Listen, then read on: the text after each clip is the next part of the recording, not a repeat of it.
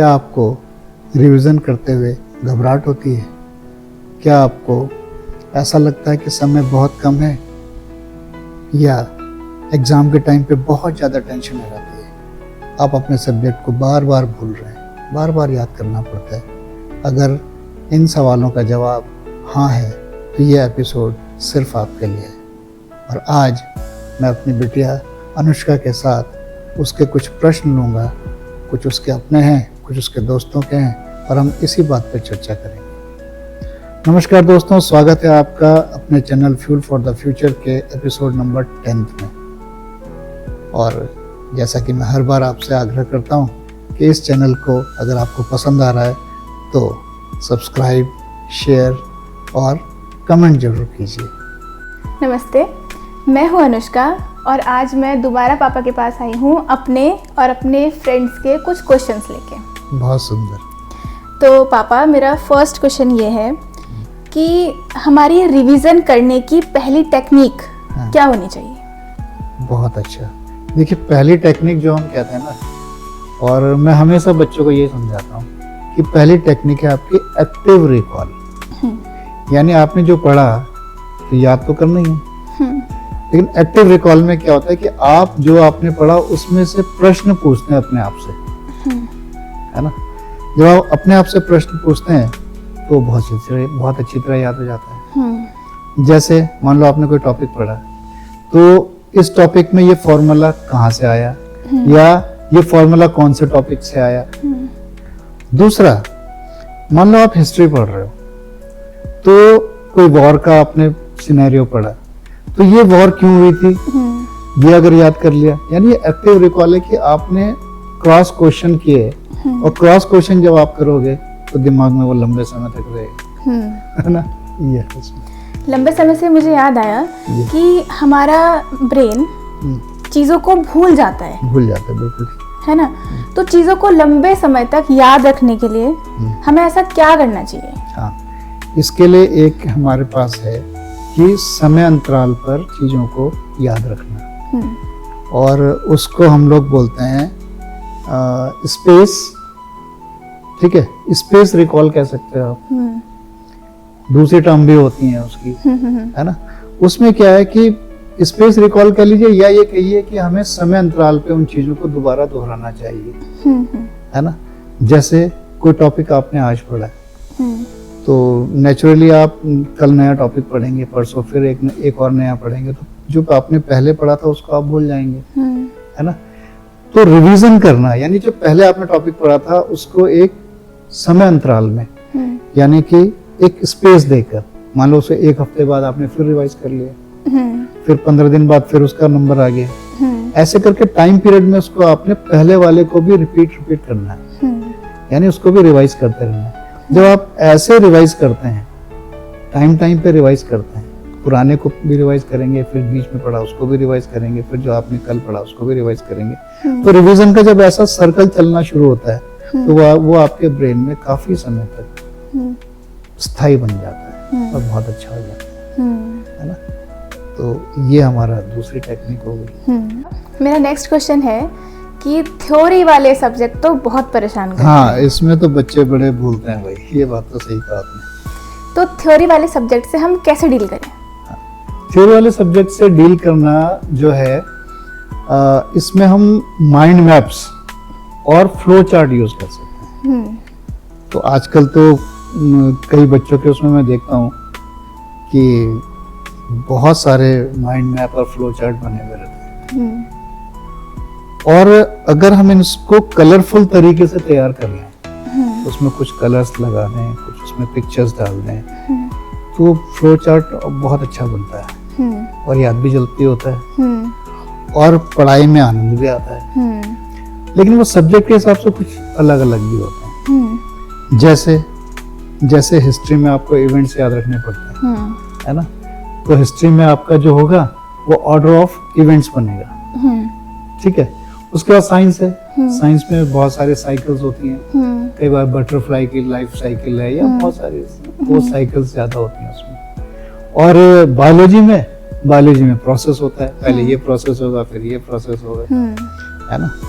तो उस तरीके से अगर हम फ्लो चार्ट बनाकर माइंड मैपिंग कर लेंगे तो बहुत अच्छी तरह याद हो जाता है। पढ़ाई थोड़ी इंटरेस्टिंग हो बहुत जाएगी, interesting पढ़ने का ही मन करेगा। और लंबे समय तक याद रहेगा। ठीक है। अब हम बढ़ते हैं हमारे नेक्स्ट क्वेश्चन की तरफ। तो जैसे हमने रिवाइज कर लिया, अब हमें कैसे पता चलेगा कि हमने कितना रिवाइज कर लिया और कितने अच्छे से हमें रिवाइज हो गया है? बहुत सुंदर।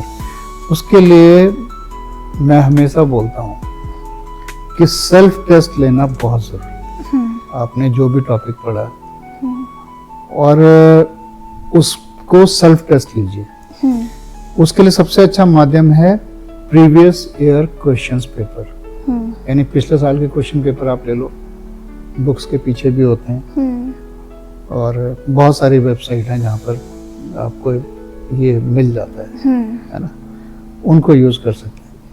और एक मजेदार बात एक और बताता हूँ मैं आपको। अगर जो आपने पढ़ा है वो अगर आप दूसरे को पढ़ा सकते हो तो वो आपको बहुत जल्दी याद हो जाएगा। ओके। हाँ, मतलब ये है कि मान लो मैंने चैप्टर पढ़ लिया और मुझे बहुत अच्छी तरह आ गया और मैं उसको प्रॉपरली दूसरे बच्चे को समझा सकता हूँ, तो समझ लो कि वो मुझे अच्छी तरह आता है। यानी सेल्फ स्टडी तो आप सेल्फ टेस्ट तो आप याद कर ही नहीं, सेल्फ टेस्ट से तो पता लग ही रहा है, लेकिन ये टेक्निक भी उसमें प्लस कर देंगे तो मजा आ जाएगा।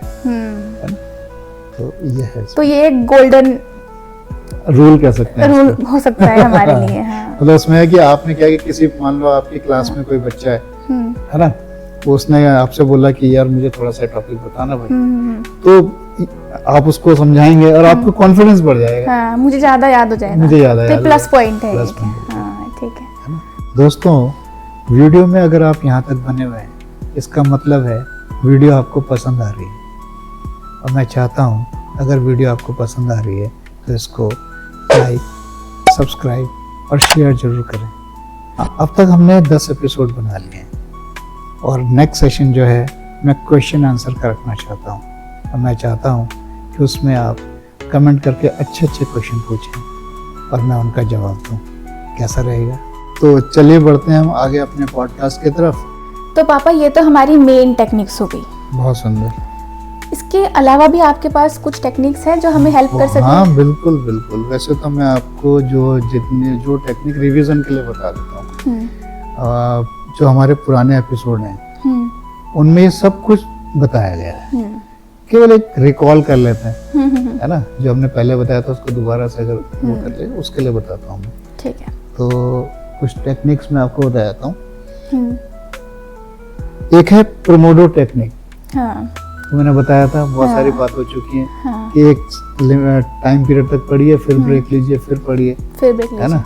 ये बताया था मैंने आपको। दूसरा है नोट्स को छोटा करना। जैसे आपने पूरा चैप्टर पढ़ा और उसकी एक समरी आपके पास आ गई कि यार ये चीजें करना है, फिर आपने नोट्स बना लिए।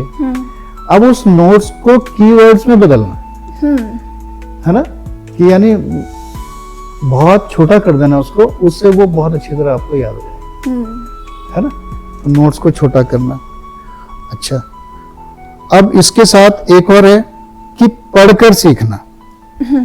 यानी जो आपने लिखा हुआ है, नोट्स जो लिखे हुए हैं, उनको 2-4 बार, 5 बार, 10 बार उसको खूब पढ़ लेना। पढ़ के भी बहुत अच्छी तरह से याद होता है। अब ये तो हो गई रिवीजन की टेक्निक, जो अभी हम लोगों ने 5-6 यूज कर ली। 4 मैंने आपको मेन बताई, 2-3 आपको ये ऐड कर दी। ये सारी चीजें हमने पुराने एपिसोड में ले रखी। लेकिन इसके अलावा थोड़ा सा अपने शरीर का तो ध्यान रखना है भाई। एक तो नींद का ध्यान रखना है, फोन से दूर रहना है, इस बारे में भी पिछले एपिसोड में बात हो चुकी है ना। तो ये कुछ चीजें हैं। और थोड़ा सा कठिन विषय जितने जो आपको हार्ड लगते हैं उसको जरा सुबह पढ़िए, है ना।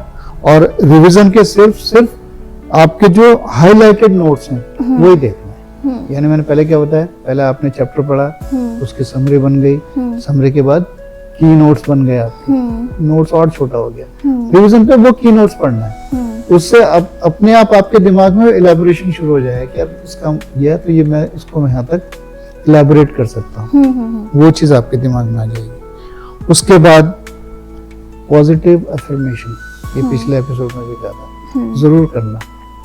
पॉजिटिव, अपने आप को पॉजिटिव रखने के लिए मैं कर सकता हूँ, मैं हर दिन बेहतर हो रहा हूँ, मेरा दिमाग तेज हो रहा है, इस तरीके से पॉजिटिव, खासकर एग्जाम के टाइम पे भी सोच करना, है ना। तो ये कुछ टेक्निक हैं जो बहुत काम आते हैं, हेल्पफुल रहती है। हेल्पफुल। पापा, आज आपने रिवीजन के बहुत सारे तरीके बताए, हमने बहुत सारे तरीके जाने, और ये सच में बहुत काम आएंगे। हाँ, वास्तव में रिवीजन बहुत जरूरी है। जितना पढ़ना जरूरी है उससे ज्यादा रिवीजन जरूरी है, ताकि वो पढ़ा हुआ आपका जो है वो सफल हो जाए। तो दोस्तों, आज हमने ये जाना कि स्मार्ट तरीके से हम रिवीजन कैसे कर सकते हैं। मुझे पूरी उम्मीद है ये एपिसोड आपको बहुत पसंद आया होगा, और अगले एपिसोड में हम बात करेंगे राइटिंग स्किल की। ये भी बेहद जरूरी है। आप एग्जाम में कैसे लिखते हैं, क्या टीचर की मानसिकता होती है जब आपका क्वेश्चन पेपर, आपका आंसर शीट उनके पास पहुंचता है, उसके अकॉर्डिंग वो मार्क्स देते हैं। तो कितना अच्छे तरीके से हमें लिखना चाहिए ये हम अगले उसमें जानेंगे। तब तक आप पढ़ते रहिए और जरूर दोहराते रहिए, रिवीजन जरूर करिए। धन्यवाद। नमस्कार। नमस्कार।